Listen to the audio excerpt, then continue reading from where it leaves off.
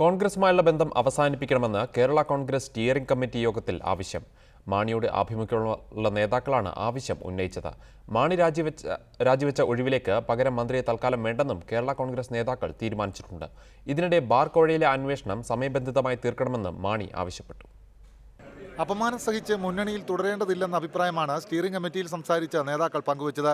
കോൺഗ്രസുമായുള്ള ബന്ധം എത്രയും വേഗം അവസാനിപ്പിക്കണമെന്നും നേതാക്കൾ യോഗത്തിൽ ആവശ്യപ്പെട്ടു. മാണിയുടെ വിശ്വസ്തനായ PT ജോസ്, വിക്ടർ ടി തോമസ്, KA ദേവസ്യ, അറക്കൽ ബാലകൃഷ്ണപിള്ള തുടങ്ങിയവരാണ് ഈ ആവശ്യം മുന്നോട്ട് വെച്ചത്. JDU-വിനും RSPക്കും കിട്ടുന്ന പരിഗണന പോലും പാർട്ടിക്ക് കിട്ടാത്ത സാഹചര്യത്തിൽ എന്തിനു മുന്നണിയിൽ തുടരുന്നതെന്നും യോഗത്തിൽ സംസാരിച്ചവർ ചോദിച്ചു. KM മാണി മന്ത്രിസ്ഥാനം രാജിവെച്ച് 40 ദിവസമായിട്ടും അന്വേഷണം നീളുന്നതിൽ നേതാക്കൾ വിമർശനം ഉന്നയിച്ചു. യോഗത്തിന് ശേഷം നടത്തിയ വാർത്താ സമ്മേളനത്തിൽ KM മാണി തന്നെ ഇക്കാര്യം വ്യക്തമാക്കി.